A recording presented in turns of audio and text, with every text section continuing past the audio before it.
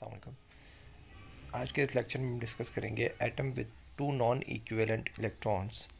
एक ऐसा एटम जिसके पास दो नॉन इक्विवेलेंट इलेक्ट्रॉन्स हों वैलेंस शेल में, और उसके लिए आपने स्पेक्ट्रोस्कोपिक टर्म लिखना है।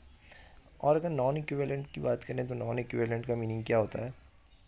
नॉन इक्विवेलेंट का मीनिंग ये होता है कि जस्ट एन और एल की जो वैल्यूज़ होंगी वो डिफरेंट होंगी। अगर हम इस केस में देखें, जैसे कि ये 3s1 है, सो इस 3s1 के केस में जो सोडियम एटम का आई थिंक ये इलेक्ट्रॉनिक कॉन्फ़िगरेशन लिखी हुई है, या किसी और एटम की लिखी हुई है बहरहाल, जिसके पास 5 इलेक्ट्रॉन्स हैं। सो एन आपके पास 3 है और एल की वैल्यू 0 है। सो ये दोनों एन और एल जो है वो यहाँ पे डिफरेंट सेम नहीं है। So it mean that this type of atom is non equivalent. So ये नॉन इक्विवेलेंट इलेक्ट्रॉनिक कॉन्फ़िगरेशन है। अब यहाँ पे एक और एग्जांपल देखें कि 2p1 है। 2p1 में आपके पास l की वैल्यू क्या होती है? 1 होती है p के लिए, और n की वैल्यू क्या होती है? 2 होती है। सो n और l स्टिल जो है वो डिफरेंट है। तो यहाँ पे भी जो है वो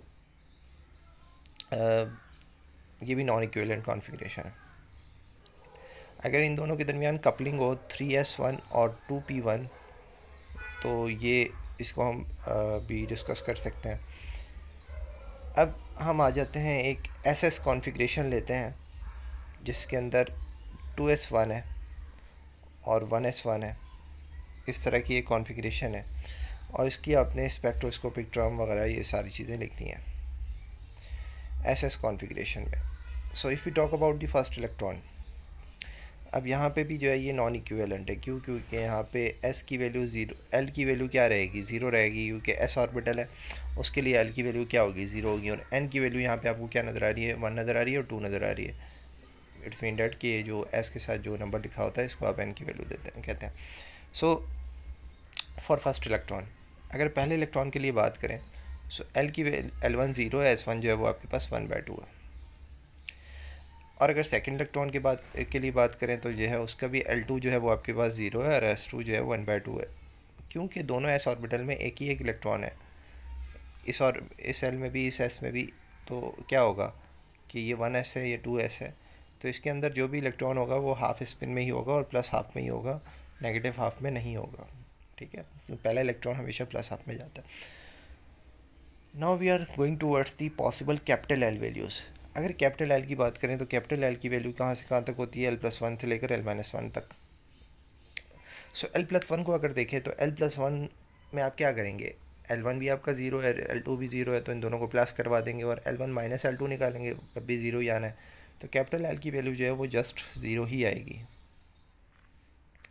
कैपिटल S की बात करें तो आपके पास पहला S भी 1/2 है और दूसरा भी 1/2 है। अगर इन दोनों को ऐड करूँ तो आंसर क्या आता है? 1 आता है। अगर इन दोनों को आप सब्ट्रैक्ट करें तो आंसर क्या आता है आपके पास? 0 आता है। तो ये आ गई आपके पास 0 और 1, जस्ट दो वैल्यूज़ आ गई। So 1 2 0। L is equals to 0, S is equals to 1, 0 for J orbital total angular momentum. If you talk about the total angular momentum, तो total angular momentum is L+S to L-S। L+S से लेकर ये L-S तक जाती हैं ये values. अब अगर हम L+S की बात करें तो अगर L और S को ऐड करवाएं, यानी कैपिटल L और कैपिटल S को ऐड करवाएं, तो इसके लिए हमें कम्बिनेशंस बनाने पड़ेंगे। क्यों? क्योंकि यहाँ पे आप देखें कि आपके L की वैल्यू 1 है और S की वैल्यू 2 हैं। तो एक बार हम L को इसकी S की एक वैल्यू के साथ लेंगे और एक बार हम S की दूसरी वैल्यू के साथ लेंगे। अभी यहाँ पे दो S की वैल्यूज़ हैं और एक L की वैल्यू है, तो कम्बिनेशन आपके पास जस्ट 2 बनेंगे। आगे जाके आपके पास ऐसे केसेस भी आएंगे जिसमें कम्बिनेशन ज़्यादा बन रहे होंगे, क्योंकि कैपिटल और कैपिटल S की वैल्यूज़ जो है वो बढ़ जाएंगी। So for L is equals to 0 and S is equals to 1 के लिए अगर हम डिस्कशन करें, सो आपके पास J की वैल्यू क्या आएगी? 1 आएगी। क्यों? Because S+L 1+0 is equals to 1 and 1 minus 0 is also 1। So 1 से लेकर 1 तक ही जाना है J की वैल्यू के लिए। तो J की वैल्यू क्या आ गई? आपके पास 1 आ गई। नाउ स्पेक्ट्रोस्कोपिक टर्म इसके लिए लिखते हैं। उसका जनरल फार्मूला क्या है? ऊपर आपके पास मल्टीप्लिसिटी होती है और नीचे आपके पास J की वैल्यू होती है। सो मल्टीप्लिसिटी कैसे निकालेंगे? S की वैल्यू यहाँ पे कितनी है? 1 है।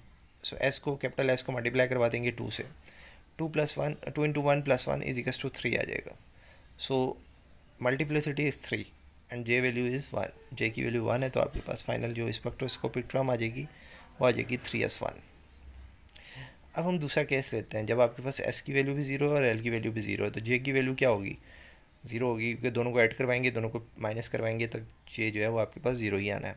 सो फाइनली आप जो है अगर इसकी मल्टीप्लिसिटी निकालें तो आपको 0 टू द 0 प्लस 1, तो आपके पास आंसर 1 आना है और नीचे क्या आ जाएगा 0। So the spectroscopic term second one is 1s0। The ground state terms are, तो ग्राउंड स्टेट की जो टर्म्स आ गई हैं आपके पास 3s1 और 1s0। अब हम एक और केस लेते हैं जिसमें sp ऑर्बिटल्स हैं और इसके लिए आपने ये स्पेक्ट्रोस्कोपिक टर्म्स निकालनी है। सो एक ऐसा केस लिया है जिसके अंदर s1 है और p1 है। सो फॉर s, अगर s की दी बात करें, सो l की वैल्यू 0 आ जाएगी और s की वैल्यू क्या आ जाएगी 1/2। और अगर p के लिए डिस्कशन करें तो l2 आ जाएगा आपके पास 1 और s2 आ जाएगा 1/2। और अगर कैपिटल L की बात करें, capital L L1 plus S2 L2 से लेकर L1 माइनस L2 तक जाता है। सो अब आप निकालें ज़रा, 1 plus 0 is equals to 1, 1 minus 0 is equals to 1। So capital L is always 1, just 1 है।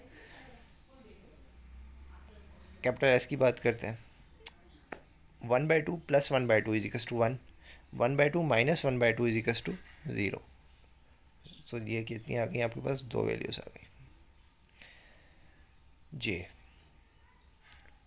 जे क्या है निकालना है, सो इसके लिए कम्बिनेशन बनाने पड़ेंगे। पहले हम जो आपका L है 1 और S है 1, इन दोनों को ले लेंगे, फिर हम L को जो है वो 1 ले लेंगे और S को 0 ले लेंगे।